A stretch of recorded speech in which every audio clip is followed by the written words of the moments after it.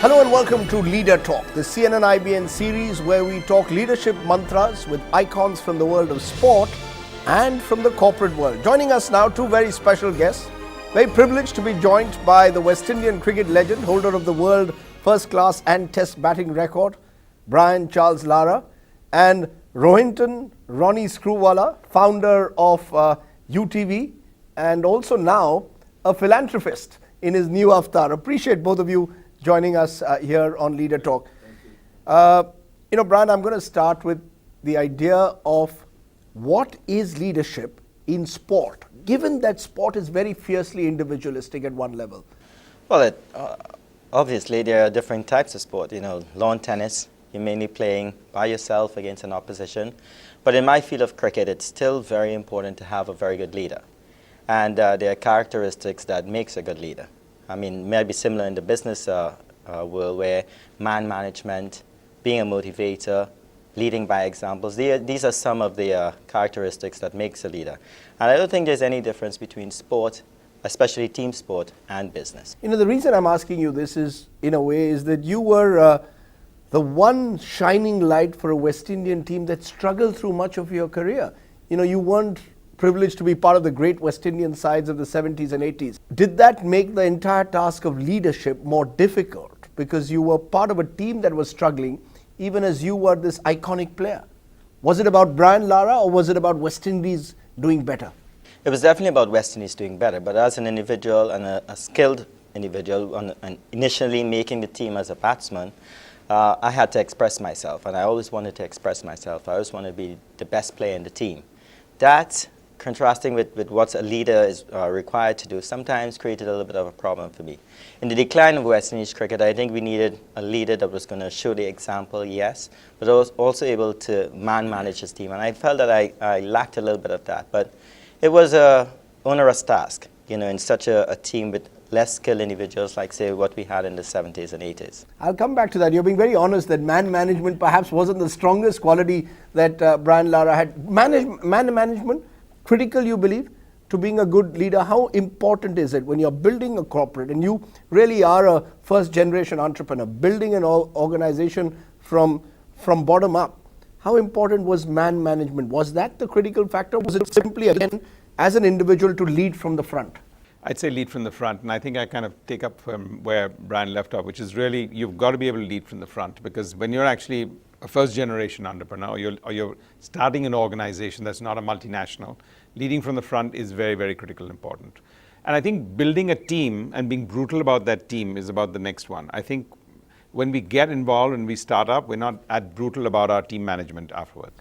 Define for me, what do you mean by brutal about team management? Are you saying that you've got to be ruthless in a sense in running a business? I think brutal and ruthless mean the same thing, and yeah, I think it's an evaluation, and you're doing both a disservice if you're not, actually, because if the person is not the right person for the job, it's going to slow down a lot of people. As an organization grows, leadership is that much at the top of the pyramid, has got a lot more accountability for really performing. Because the flip side of ruthlessness may be empowering, delegating. How do you see that as contrarian? I don't see that actually as contrarian. I think the question of being empowered is very, very critical, and that's even more reason why you need to be brutal in your evaluation, because after you empower, if the person has not risen to that occasion, or you yourself, so as a leader you've got to first question yourself, because back to lead from the front. Leading from the front. I mean, you led from the front when you captained West Indies. You did remarkably well as a batsman, even when you were captaining West Indies, particularly in the last phase of your career. But it didn't seem to inspire the others to perform at the level that a Brian Lara did. Is that simply because they were not good enough? Was it simply because, as you said, you were not able to manage them well enough? Or was it simply about the fact that at the end of the day, a leader can only do so much in a team sport? Well, I believe that leading by example is important, yes, but in team sport, where you have individuals that make up the fabric of a victory, you need to motivate them as well. I was not a bowler, I was not a wicket keeper. I didn't have 20 hands in the field to take all the catches.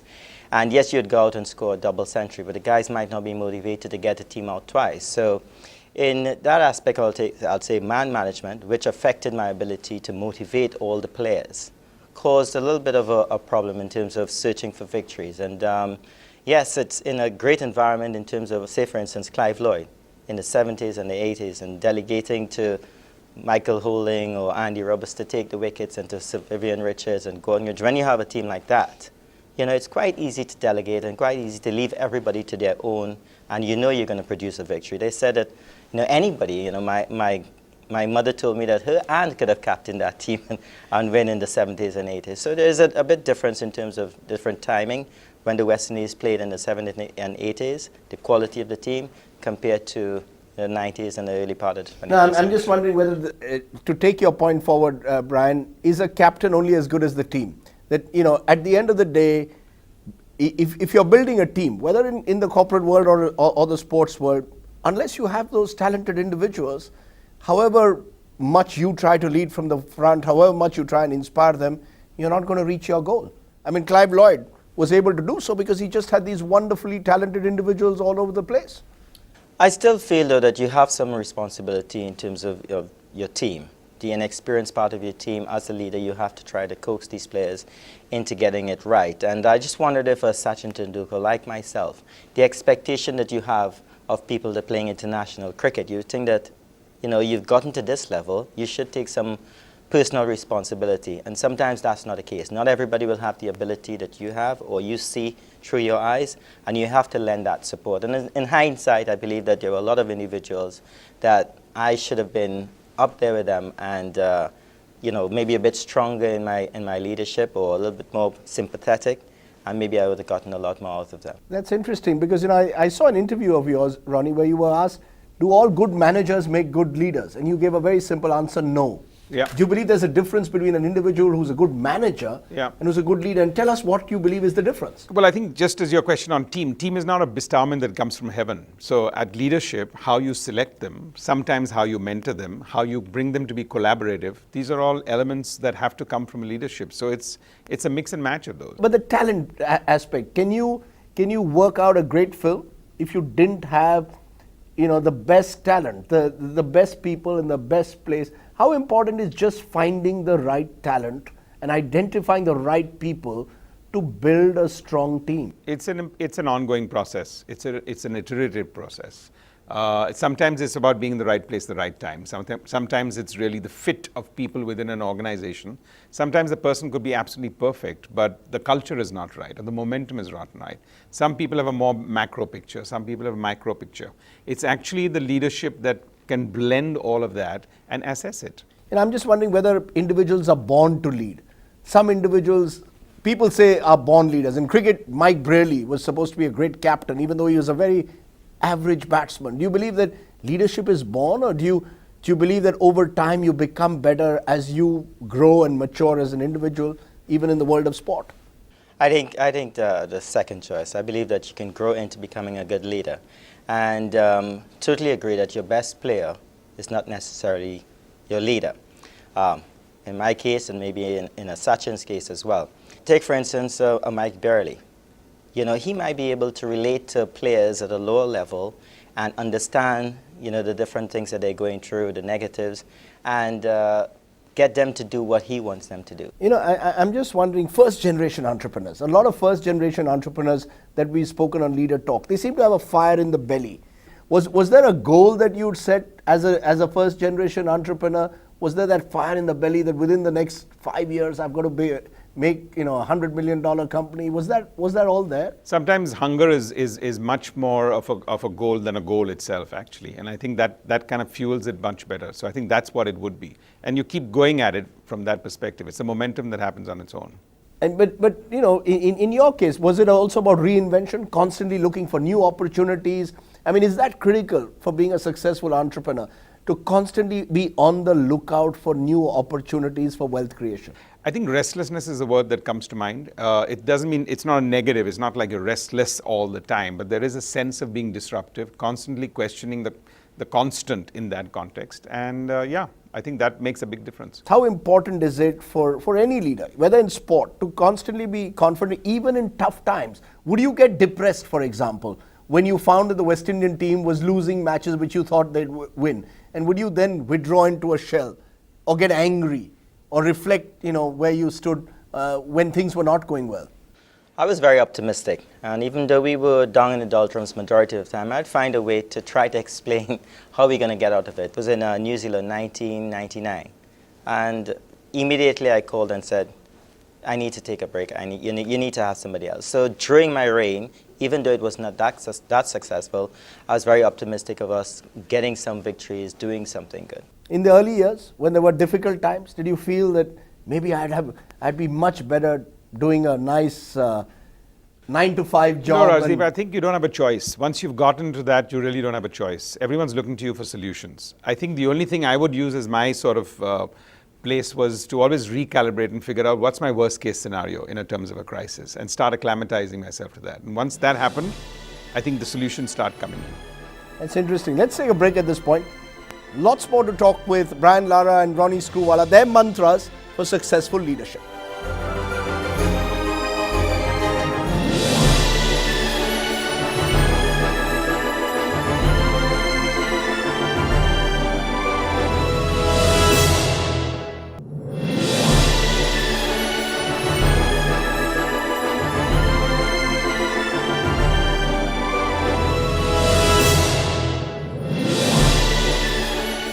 You're with Leader Talk, and we're talking to Brian Lara and Ronnie Screwvala.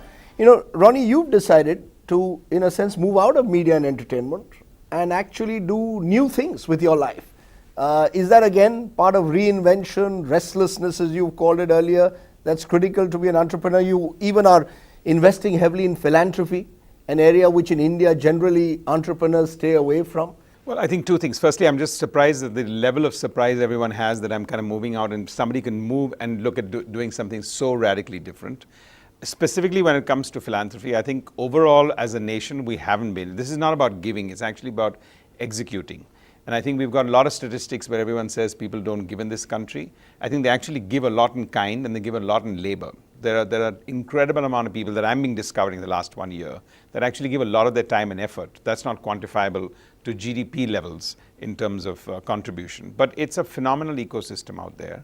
Second, what choice do we have again there? Because when you're looking at the youth and you're looking at the next, if 70% of whatever we're doing here is in rural, how are you going to fix any ecosystem or be one of the top 3 economies in the world? So you're moving from media and entertainment into the world of agriculture, which is, you're planning to move into that, which are two vastly different worlds. But you believe the leadership required is the same, the entrepreneurial skills required are the same? I think so, because you look at scale, you look at building brand, you look at taking something and sort of glamorizing it to a certain extent that can bring in a lot more people. You look at evangelizing it, and then you'll find the levels kind of meet quite often. You know, Brian, on the other hand, after retirement, you become the brand ambassador for Trinidad and Tobago. Is that, again, challenging in a way? Is this part of the reinvention of Brian Lara also? Yeah, most definitely. It's also a passion. It's not something that, was just handed to me. It's something I wanted to do in tourism and in sport. To see my country, Trinidad and Tobago, and by extension, the West Indies, and promote them and get them out. You ask a lot of people where Trinidad and Tobago is, they tell you Africa. They don't understand exactly where it is. And I felt that what I've experienced in different countries around the world, I would like people to come out to Trinidad and Tobago, experience it. We've got a lot to offer. Do you see yourself as a leader in that sense of the people of Trinidad and Tobago? Because you are perhaps the most recognized face of your country. Do you see yourself having a role perhaps which goes well beyond the world of cricket and brand ambassador, maybe even to politics tomorrow? Public life? I was hoping you're not going to say anything about politics, but I like giving back, and I believe that I can give a lot more back outside of the political arena.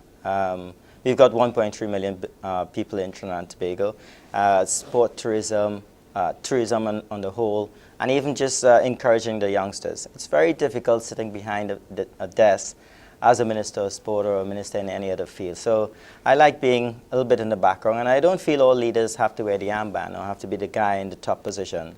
I believe there are a lot of leaders inside an organization that play a very, very important part. If I were to ask both of you, and Ronnie, you can take this first, is there a leader you admired all these years as you were building these companies, building your brands? Was there a role model you had, someone who you felt, I'd like to be like him? I'd love to say yes, but actually the answer is no. And I think over the last 10 years, technology has kind of democratized that so heavily that icons actually in the younger generation today, if you ask people if they got icons, they'll become less and less as you go forward. And if they're there for a year and a half, which really doesn't mean that they're instrumental in that. But I think in different patches, in terms of ethics, sometimes in terms of building credibility and trust, sometimes in the level of detailing that somebody's gone into, those are all the sort of different motivations that come your way. Because I read somewhere you said the political leader you admire the most was Nelson Mandela. But that is actually much more for what he stood for. And the ability to be able to bring that and inspire. Because inspiration is what everyone finally admires at the end of the day. You need to be inspiring. Is there someone who you look upon, Brian, maybe even in your cricket career, who you saw as a role model, someone I'd like to be like? Well, majority of the good leaders, there's Sir Frank Worrell, Clive Lloyd, and you talk in politics, you talk about Nelson Mandela. These are individuals that I've read about and gotten an understanding of what they did. But in terms of a feel and an experience, it was very tough because I felt that each leader, in hindsight now, lacked a certain part or a certain ingredient that was necessary. But the one person I'd love to give another chance would be Courtney Walsh, because he tactically was not the best. But his humility and what he stood for and the things that he did, and as I said in hindsight, now looking back at it, I think that he played a great leadership role in the background, and I'd love to maybe, he's my favorite cricketer. You mentioned a word there, humility. How important is it for a leader to be humble through all the trials, the tribulations, the triumphs, the failures? Important to remain rooted to the ground. In sport, it's very important that you keep an even keel, even if it's the lowest you've been, or even if you're on top of the tree, and humility is a big part of that. You described your leadership style once as participative. What does that mean? When you're empowering, it's a big word. And unless you actually have people who have a complete buy-in, who are part of the ideation process, it's going to be quite difficult. So you actually really need to have an open door thought process. You need everyone to feel egalitarian in a true sense, not in a hypocritical sense. And when everyone says, I think humility is a sort of a word that for most people actually means arrogance, because it's the most misused word. But actually the true test is, if you're curious, and if you stay curious in life, if your curiosity level is high, and if you're a genuinely good listener, that's the only time when you're really humble. Because everything else is just... Is that important, being a good listener to being a good leader? Because you're going to get lots of advice all the time, and you must have got lots of advice over the years. How do you separate the good from the bad advice? Leadership skills require a phenomenal scanner to see if the good from the bad or the relevant from the irrelevant, as the case may be. But yeah, I think you're never going to learn unless you're a listener. And also keep the sycophants away, possibly. Yeah, well. Which you always get as you climb up the ladder. But look, if there was one leadership lesson, Brian, that you would give to it, not everyone is going to be gifted with the talents that you had or Tendulkar had, the greats of our time. But is there a lesson you'd like to give a younger generation? I believe it's definitely in man management, especially in a team scenario, business, sport. Being able to embrace all that await you. Not everybody is going to have the same skill level, but everybody can have the same amount of commitment, and it's getting that into one, bottling it, and making sure that you move forward. 30 seconds, Ronnie. If you had to give one lesson to someone who wants to be the next movie mogul of this country. I think just in any part of business, I think there's too much made of the word failure. I think that is the one single element that I think people need to... Failure is a comma, it's not a full stop. And therefore, staying the course is the true measure of success. Because if you don't have resilience and you don't stay the course and you look at every failure as more than a speed bump, you're finished. At the end of the day, both of you have been remarkable successes. Ronnie Screwvala, Brian Lara, thank you for joining us on Leader Talk. Thank you.